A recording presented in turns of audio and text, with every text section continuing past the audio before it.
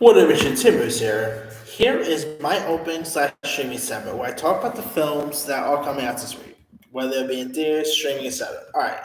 Now, not really much big stuff out this week, or really this month, but there are some stuff to look forward to. One of which, this may sound weird, but I'm actually excited to see this thing on the big screen.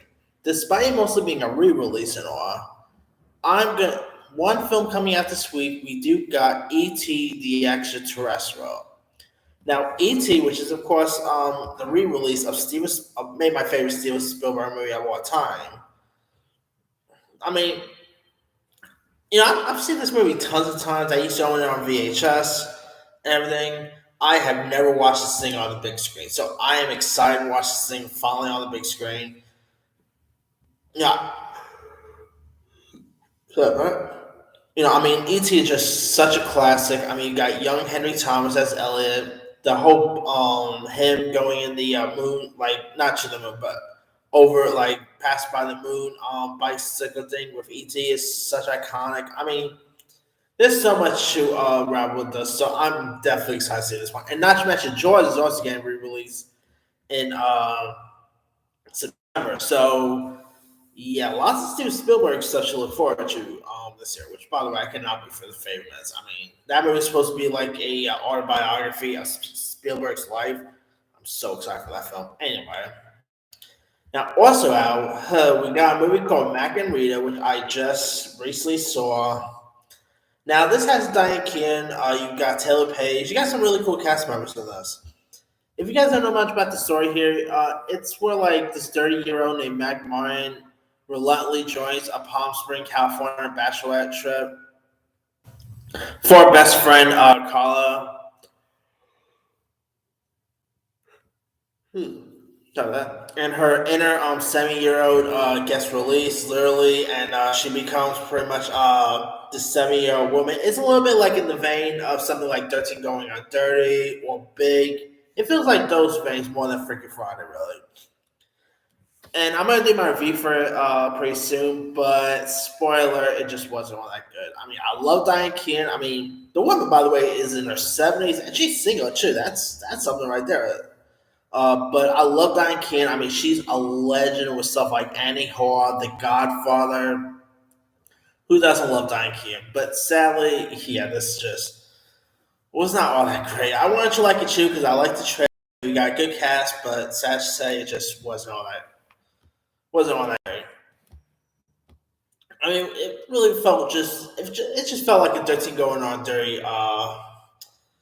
ripoff. I mean, instead of dirty going on dirty, it's dirty going on 70. So that yeah. All right. Also out, we got the new movie called Fallout, where like best friends Becky and Hunter find themselves at the top of a 2,000-foot radio. Best friends, and of course, they gotta try to find a way to get down and everything. I mean, this is of course from 47 Meters Down makers. I thought the trailer looked really decent. I mean, uh, I'm not great with heights, so yeah, I can never do something like this. But it does look really intriguing to check out. All right. We also got a movie called Summering, where four best friends on the brink of starting middle school realizes that their lives are about to change forever. On the last weekend of summer, they set out to make the most of it. To be honest, it just looks like a female version of Stand By Me. Because, of course, in one of the scenes of the trailer, it features one of the girls, seeing a dead body. And does that sound familiar to people? But the trailer does look really decent. I mean, it does take place in like the 80s, I believe, so that's cool. Directed by James Podesta, who also gave us movies like The Spectacular Now, Smash, and The Tour.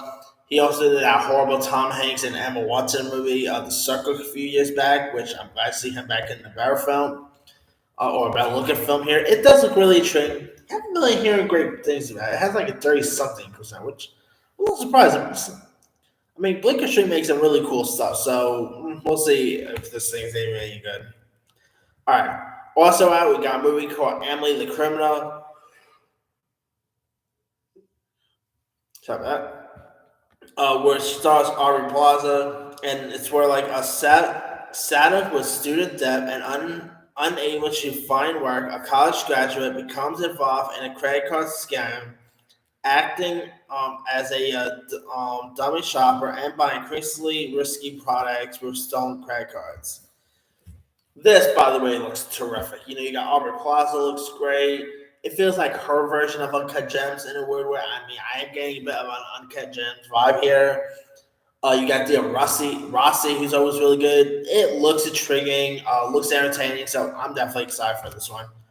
We got a Japanese anime film called Inu Inuo is born with unique physical characteristics, and the horrified adults cover his face.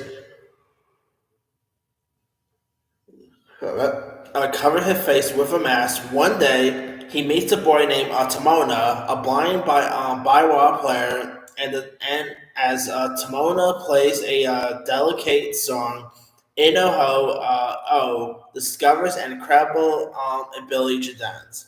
Could be interesting right there. I see some of the previews for this. I'm not like the biggest anime guy, but I have enjoyed some animes from time to time. This looks like it could be really intriguing. I mean, I'm getting a bit of a Hayao Miyazaki vibe with this film. It looks really intriguing. Check out. All right, we also got a movie called La Sing Chadiyaya. Now, I really don't talk about Bollywood movies. I mean, I've been hearing some good stuff about RRR. Just haven't really. That movie's like 3 hours long, and I really have no time to watch a 3 hour movie.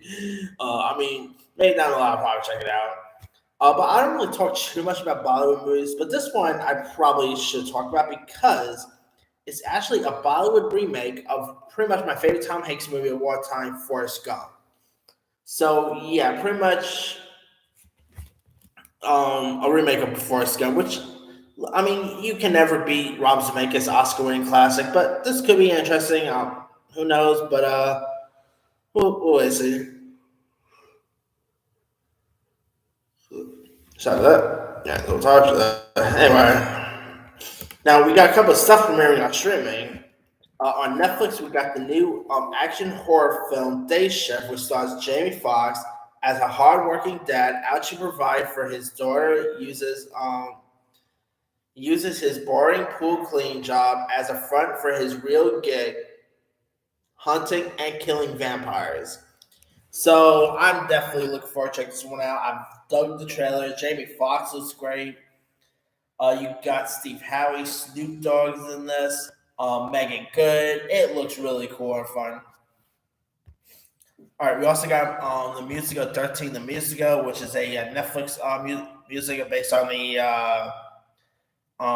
the Tony Award-winning play. Where after moving from New York City to Indiana, a 12-year-old navigates his parents' divorce, his impending bar mitzvah, and his new school's social circles. Now, this stars lots of newcomers. You also do got real promos also in this. Josh Peck, Deborah Messing. So we got some other cool supporting casts to back this film out too. The music looks great. I mean, after seeing what Netflix did with stuff like The Prom and Tick Tick Boom, I'm definitely interested in seeing another musical from them, and then hopefully this could be as good. All right, on Paramount Plus, we got Secret Headquarters, where a kid discovers the secret headquarters of a powerful superhero hidden beneath his home and must defend it with his group of friends when villains attack. This is produced by Jerry Bruckheimer, starring Owen Wilson. You got Michael Pena's in this. It looks really intriguing. It looks fun, entertaining. Owen Wilson is now no stranger to superhero genre thanks to Loki. So definitely looking forward to check this one out. All right, we also got another film out this week called No Way Out, which stars the likes of the Foster star, Maya Mitchell. Now, here's what this is about. It follows an LA couple embroiled in a passionate relationship fueled by sex, drugs, and risks that quickly reaches the boiling point, leading to a drastic and life-altering consequences. Looks really intriguing right there. Nice to see Mom Mitchell doing more since she's no longer on that show, that Foster show, Good Shrub. I'm glad to see her really branching out to more territories. because the girl's a really cool actress. I mean, if she did this like little stoner movie a couple years ago called dang, it was from H24. Had Leo DiCaprio's girl in it. Dang it, I forgot. Never Look Back. I think it was called. She was really good in that. So I'm glad to see her getting more opportunities to shine. And this looks a treat. All right. Also, we got a movie called Rogue Agent, which is a British film starring Gemma Arterton, James Norton, and the film is based on Robert Henry Freegard, who masqueraded as an MI5 agent and fooled several people into going underground for fear of assassination by the IRA. Could be interesting right there. I love Gemma Arterton. James Norton is a really cool actor, so could be interesting to check out. All right, also got a movie called Girl Picture, where three young women try to defy their person winter darkness in Finland. In the process, they move between dreams, reality, friendship, and relationships, and try to make sense of the whole mess. Could be interesting there. Got a Korean movie called Emergency Declaration, which actually stars one of the actors from Parasite, so that's cool. Here's what this is about. While investigating a terrorist threat that goes online, Korean authorities discover that a suspect has recently boarded a flight bound for the U.S.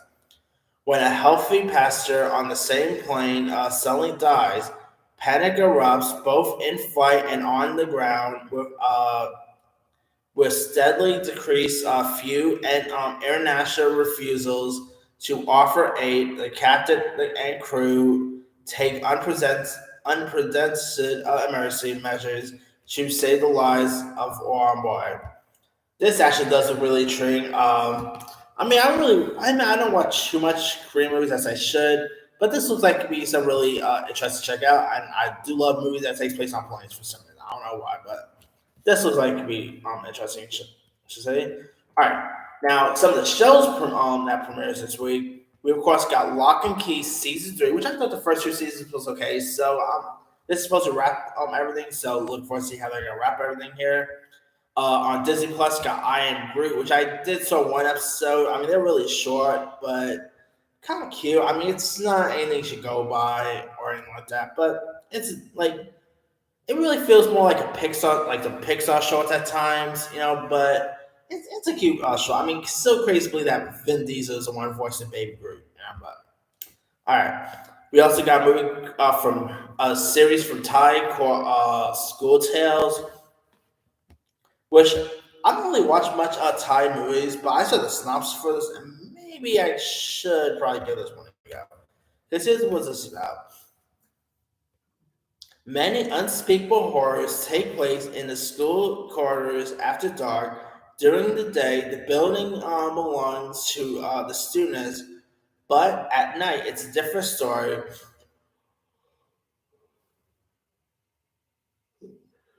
So as a group of talented Thai horror directors bring their horrors to the hallways. This actually does sound intriguing. I mean, I'm a horror guy, so I'll definitely give this one a go. All right, now we got a couple of anime shows out this week. We got Trollstopia season 7 coming to Hulu, which is of course the Trolls TV show. Robert Meyer Burnett's gonna love this one because I'm talking about. We got DOTA Dragon's Blood season 3.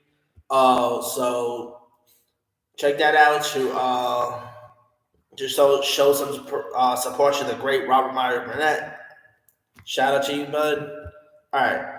Also on Amazon Prime Video, we got League of Their Own, which is of course based on the classic Penny Marshall film that had Tom Hanks, Madonna, Gina Davis.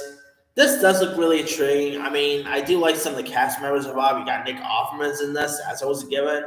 So, I mean, it's going to be as good as the original Penny Marshall film. Maybe not, but it does look really intriguing to check out. So, I'll give this one a go. Last but not least, we of course got season 3, or I should say the final season of Never Have I Ever. Now, this past Tuesday, by the way, I actually pretty much saw the lead actress in person. Hold on. The girl who plays the lead girl in Never Have I Ever, Devin, I think her name is, or Danny, I always forget her. Yeah. Her name. Hold on, let me see if I could.